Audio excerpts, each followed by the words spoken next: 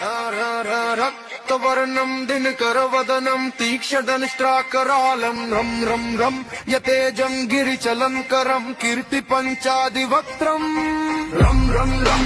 राजयोगं सकलशुभनिधिं सप्तभेतालभेदं रं रं राक्षसान्तं सकलदिशयशं रामदूतं नमामि घं घं घं खड्गहस्तं विचित्वरहरणं वेदाङ्गदीपं घं घं खड्गरूपं त्रिभुवननिलयं देवतासुप्रकाशं खं खं कल्पवृक्षं मणिमयमकुटं मायमायास्वरूपं खं खं कालचक्रं सकलदिशयशं रामदूतं नमामि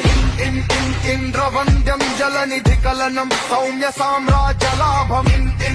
सिद्धयोगं नतजनसदयम् आर्यपूजार्चिताङ्गम् सिंहनादम् अमृतकरतलम् आदि अन्त्यप्रकाशम् चित्स्वरूपं सकलदिशयशं रामदूतं नमामि साक्षिरूपं विकसितवदनं पिङ्गलाक्षं सुरक्षं सत्यगीतं सकलमुनिस्तुतं शास्त्रसम्पत्करीयं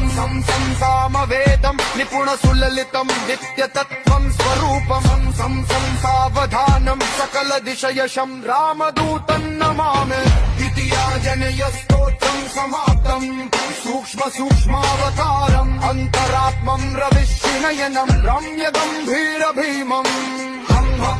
अट्टहासं सुरवरनिलयम् ऊर्ध्वरोमङ्कराल